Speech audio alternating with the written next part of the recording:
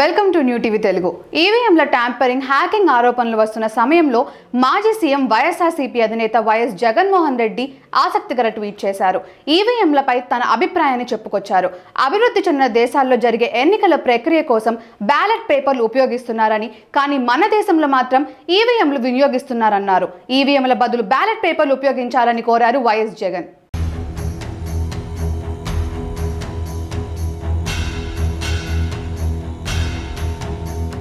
ఆంధ్రప్రదేశ్ మాజీ ముఖ్యమంత్రి వైఎస్ జగన్మోహన్ రెడ్డి ఈవీఎంలపై సంచలన ట్వీట్ చేశారు.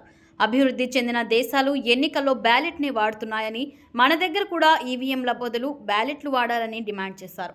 న్యాయం కేవలం జరిగినట్లు కనిపించడం కాదు, నిజంగా జరగాలన్నారు.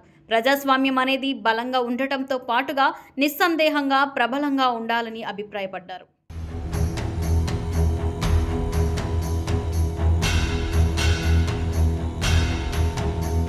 ప్రపంచవ్యాప్తంగా ఎన్నికల పద్ధతుల్లో అభివృద్ధి చెందిన ప్రతి ప్రజాస్వామ్య దేశాల్లో జరిగే ఎన్నికల్లో పేపర్ బ్యాలెట్లే వాడుతున్నారని చెప్పుకొచ్చారు. ఆ దేశాల్లో ఎక్కడ ఈవీఎంలను ఉపయోగించడం లేదని, మన ప్రజాస్వామ్యం నిజమైన స్ఫూర్తిని నిలబెట్టుకోవడంలో మనం కూడా అదే దిశగా పయనించాలి. ఈవీఎంల బదులు పోస్టల్ బ్యాలెట్ను ఉపయోగించాలి అంటూ ట్వీట్ చేశారు. ఈవీఎంలపై చర్చ జరుగుతున్న వేళ మాజీ ముఖ్యమంత్రి జగన్ చేసిన ట్వీట్ చర్చనీయాంశమైంది.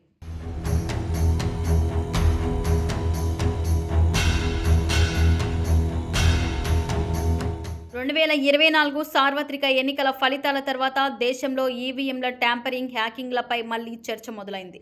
టెస్లా యజమాని ఎలన్ మస్క్ కూడా ఈవీఎంల అంశంపై స్పందించారు.